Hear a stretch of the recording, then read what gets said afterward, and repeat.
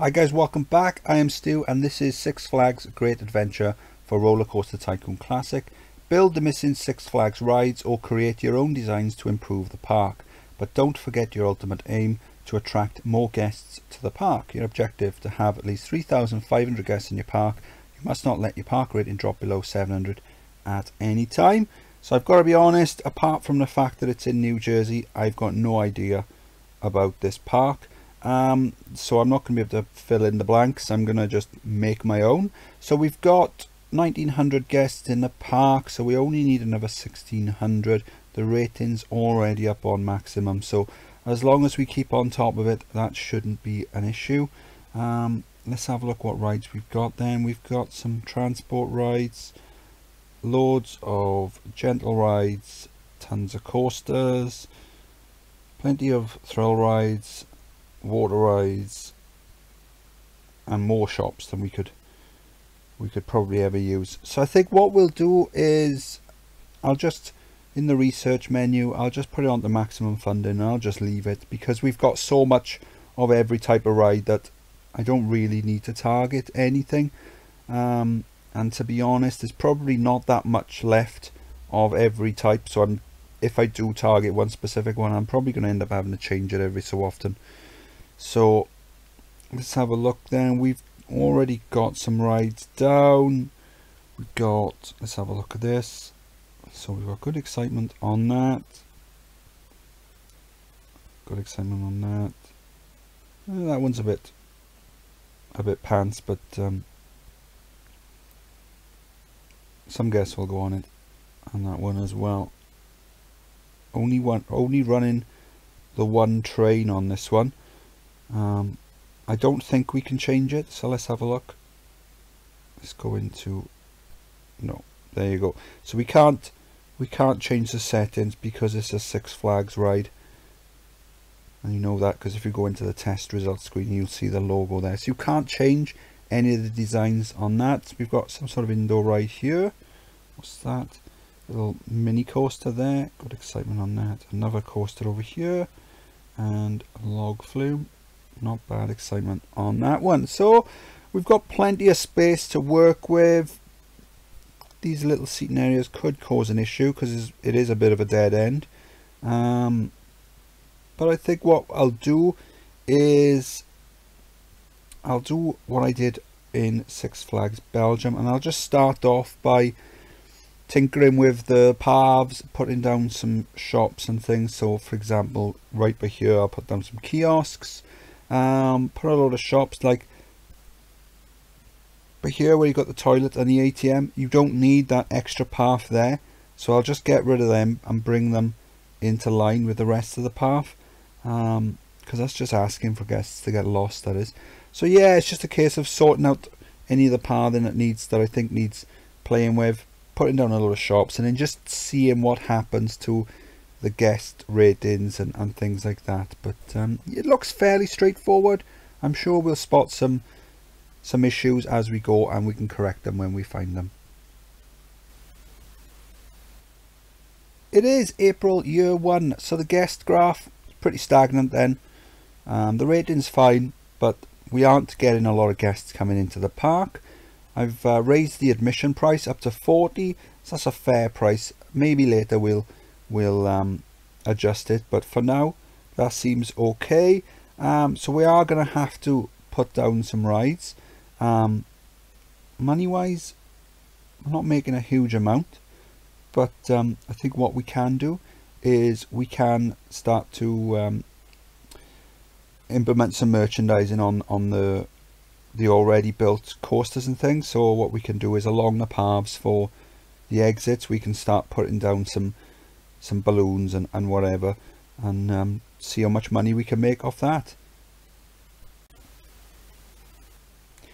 It's October year one. We've got 2,400 guests in the park. The graph's going up. I've just built these very cheap floorless coasters. It's a modification of my cutback coaster design. I've been playing about with that cutback design, because what I want to do is I want to work on some very simple designs that can be used on multiple coasters. Now the cutback coaster can be used on pretty much any coaster that's got the corkscrew element. You might have to play with, well, a lot of the coasters don't have the powered launch, so you do have to run them on about 2 or 3 circuits to get the effect, which does mean you got a longer ride time. So what I've done with this one then is I've just raised the track up. So let's put the height on, so it's just raised up there to 30 feet, and then it drops down into the cutback element, photo section, back up. Now it costs around 3,500, which is pretty cheap. Excitement, good excitement on that. Now it is getting a bit of a buff from synchronizing, and what I've also done as well, now before we look at that, if you look now as the guests coming off, see how many of them buy photos. Loads, absolutely loads of them buying photos. And then the paths join, and then just down here then, this path, all of them have to go past the balloon stall, hat stall, t-shirt stall and gift shop as well. So you're getting a few extra pounds from sales there. So my shop sales now are looking pretty decent. So what I like to do is, if I can cover my staff wages with my shop sales, then anything else is going to be good, because the amount of money you make from either park entrance tickets or for ride sales is going to be pure profit. So yeah, I'm quite happy with this. It's a very simple and cheap design, but you know, you have got to do what you got to do, and the money wasn't there. So I think what we can do is maybe focus on some more cheap rides until the money starts pouring in, and then we can maybe splash out a bit more.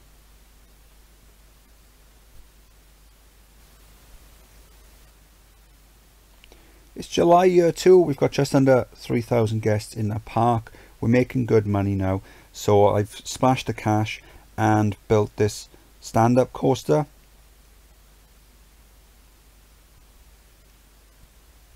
Again, what I've done is, with the guests exiting, they have to walk past all the merchandise stalls, and I've also let a path coming in, one-way system, so that the guests, let's turn off scenery, so the guests can come in this way and join the exit queue. They can't go back up the stairs, but they can then go past all the shops. So that's just helping sales a little bit. Let's have a look, and there you go, just in time. So it comes off, inline twist into a quarter, and then down, loop, back around through its loop,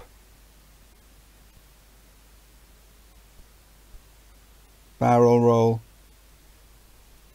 back around, brake run.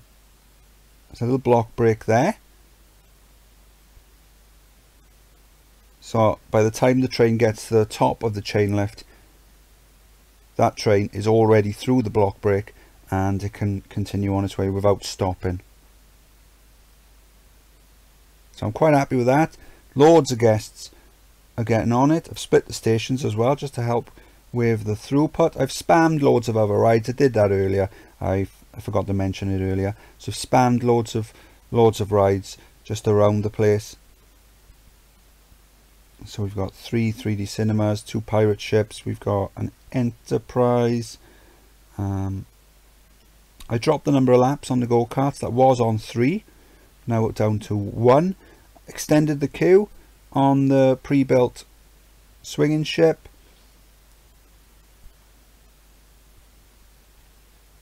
I've tried the same trick with the splash boat. So by the way, I built some splash boats. Not bad excitement. So I did the same trick, but it's not working because these guests, they want to, there you go, they all want to go for my stand-up coaster, and I don't blame them. It is pretty awesome. So let's just delete that now, so they can only head out. Let's just run on fast forward, get them out of that. Yeah, so I tried it on this one, didn't work on this one, but it should be fine now.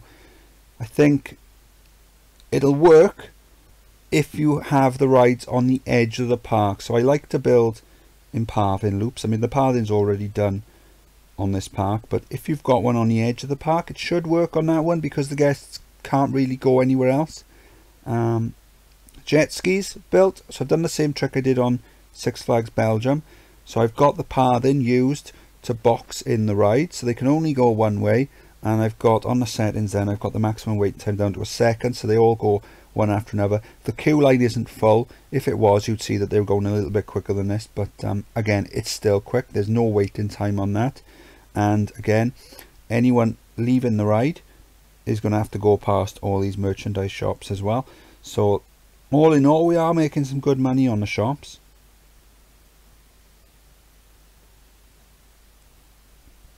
Yeah, so we're almost up to 3,000. Let's just crack on.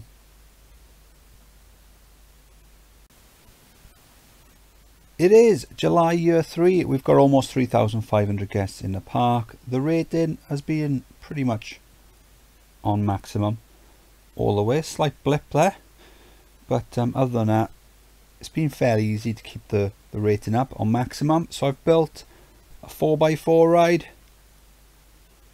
interacting nicely with the stand-up coaster, so that gives it a nice buff there.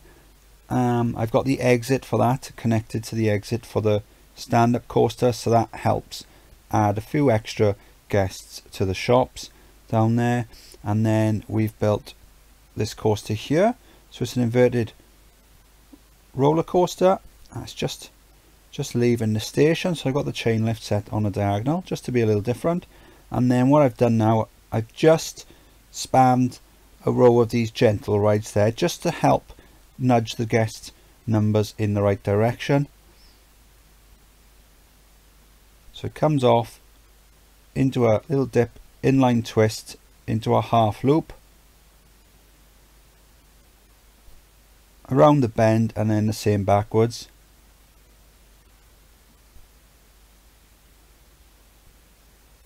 Two loops, barrel roll over. Oh, timing. Fantastic, that's the first time that's happened. But yeah, that looked cool. And back to the station via a brake run. So that's pretty cool. So decent excitement and a nice little bonus for the interaction there. As you can see, it hasn't happened now. So that's the first time I've seen it happen. Excellent. Yeah, so fairly straightforward scenario then, as long as you keep on top of the rating. Loads of sick here, so that could cause us some issues. I have hired an extra 10 or so handymen recently. They obviously haven't reached this part, so that might be a little dead spot no one's hit. I've just left them free range. I've just zoned that one just because there's a load of sick in this area. Other than that, no, it's been fairly simple. Shop sales, once we managed to get a good boost on that really helped. Building some nice cheap and cheerful coasters earlier on, that helped as well. One problem I did have was this little food court area here. There was a lot of issues there. There was a big conga line going round in a I was going to say circle, round the square, and they wanted to head over to the Enterprise just over here, but they couldn't. So what I've done is I've added a little path that goes just behind the Dodgems and the Flying Saucers. So I've added the exits for these two rides there as well, and added some no entry signs and some shops as well. So I've got the guests from these rides coming out this way past the shops, but also this issue that I had with the guests in this food court area up here, I've got them being able to travel down this way. So it's kind of like a bonus there that I've actually got them going past the shops as well at the same time. So only 17 guests to go then. The main problem with these parks, the Six Flags parks, is the pathing. The AI for the guests and the staff in this game really doesn't like complicated pathing.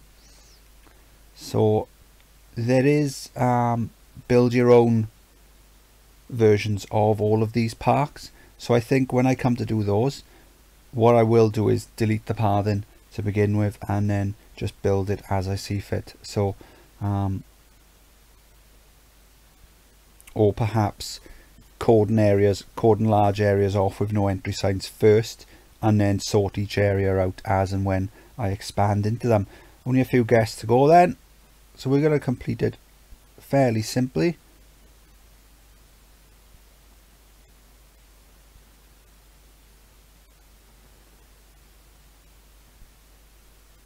And we've done it. Ooh, awesome stuff. Let's have a look then what the guests liked, what the rides they preferred. So Invertigo, that's the inverted coaster. Where is it? The one I just built, the yellow and black one, just down there. Next one then is the black stand-up next to it, and then just underneath that is one of my flawless coasters that cost a fraction of what the pre-built ones would have cost. So yeah, that was Six Flags Great Adventure. I am Stu. If you enjoyed the video, please like and subscribe. One thing I'd just like to say is I will thank you for everyone who has subscribed. You may have seen or heard or read that YouTube are bringing in some changes. That will, as things stand, that will affect me. I don't know if it's going to be a huge amount. What they're going to do is, because I've got less than 1,000 subscribers, they are going to cut the advertising on the channel. Now I only added that back in October just to see what would happen, and one thing that did happen is as soon as I enabled it, my views doubled pretty much overnight. So I can pretty much assume that's because YouTube is then pushing the videos, so they're advertising the videos to more users and more people then end up watching them. So what could happen is, if you do like watching the videos but you aren't subscribed, you might not see the videos pop up on your timelines or being suggested to you. But if you are subscribed, you should get a notification through. So if you do like it, as I said, please like and subscribe, and I will see you next time. Bye.